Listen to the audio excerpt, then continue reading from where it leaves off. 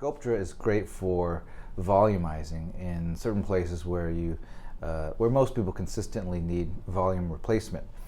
Specifically, the two most common places are, if you pick up your mirror, you can see the mid-face area and in the temples. Now these days we use fillers in many other areas, and most commonly around the lips and this whole perioral area. And I consider those more dynamic applications of filler. And that's where Sculptra wouldn't be my first choice. I usually prefer Sculptra in places that really need volumizing, like I said, those two areas. And one of the advantages of Sculptra is that it comes on very gradually.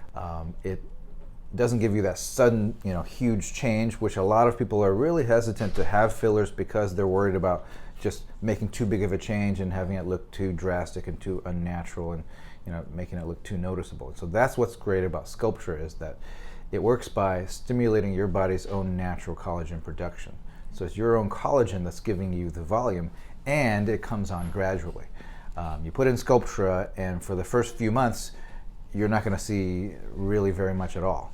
And it comes on gradually over the course of 3 to 6 months, and then it can last up to 2 years. So not only is it an investment in the long-term improvement, but it's also a very gradual onset, and so that's what a lot of people like. The downside could be that sometimes you feel like, well, I paid my money, I do want my instant results, and that's why standard filler is so popular these days. And so a lot of times we say the ideal combination is to use your standard filler, like say Restylane, together with your Sculptra. That way, as you're getting both the immediate response, which is the Restylane, which your first day is your best day, and your body naturally absorbs it, so it starts to go down over time. Okay.